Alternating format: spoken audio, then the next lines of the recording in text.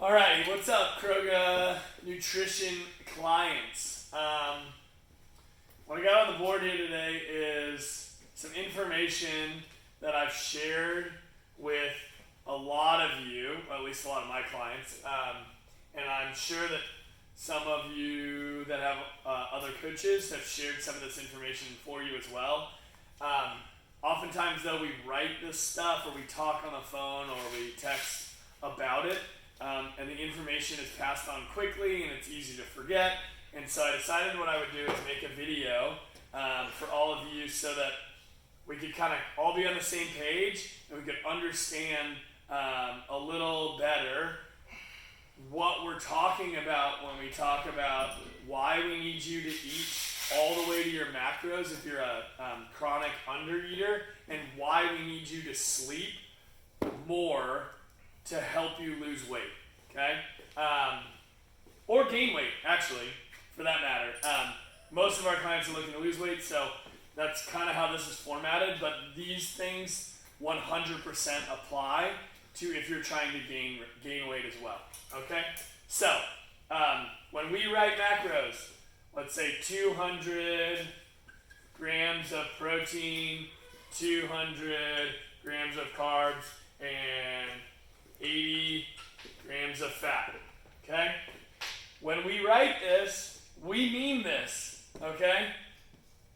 Most of the time when we write this, and you are someone looking to lose weight, these numbers include a 25%, maybe 20%, maybe 30% deficit, meaning if you need 2,000 calories in a day to maintain the same body composition and weight that you're at right now, we just subtracted 25% of those calories, okay? That's 1,500 now. We took away 500 calories, and then we calculated how much protein, carbohydrate, and fat you need to eat so that you're losing weight, but also not whittling away, and also still burning fat and not adding fat. And we're going to talk about how that works. But when we say to give you these numbers, we mean it.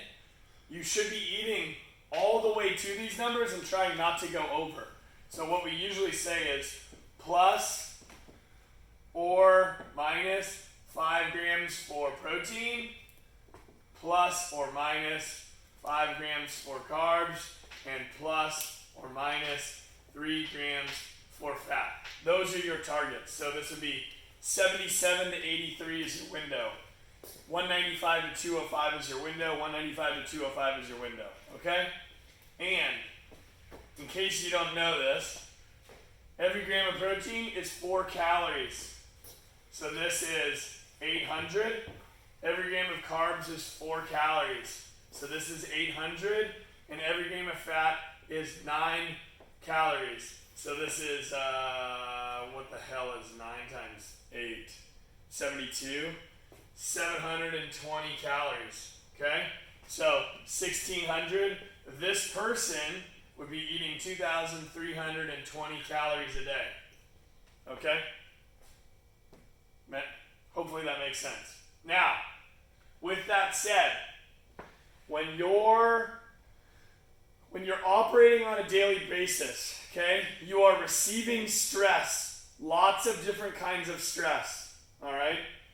When you work out, you're adding stress. When you're eating at a deficit, you are adding stress.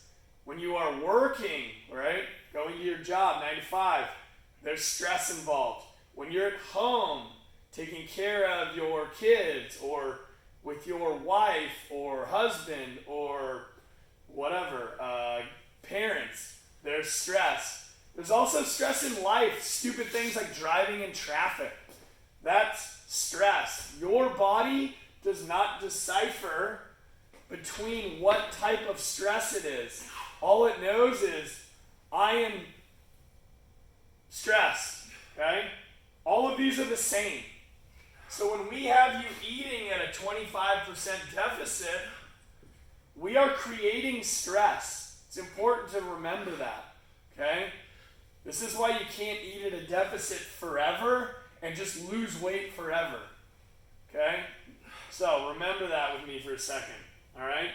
All of these things are stress. Now, when you have more stress, your body responds by creating more cortisol. This is a hormone.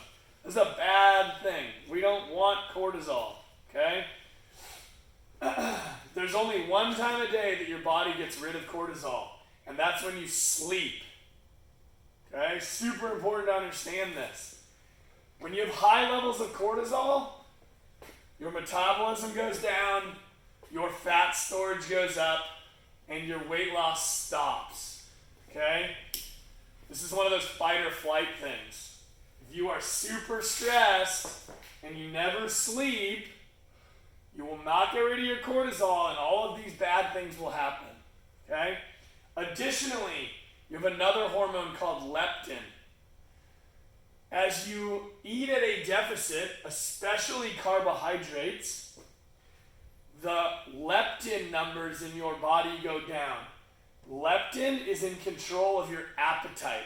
So when we hear from you, this is why the write-up's important, that you're not hungry and it's hard to eat these numbers, that tells me that you've been in a deficit for far too long, or you're not eating enough food to get this leptin to go up, which would make you hungrier. It's counterintuitive, I know, but sometimes we need to increase the calories to increase the leptin so that you're hungry again, and then we can go back to a deficit. This is why people lose weight for a period of time during like crash diets, and then they slowly start creeping up. Okay?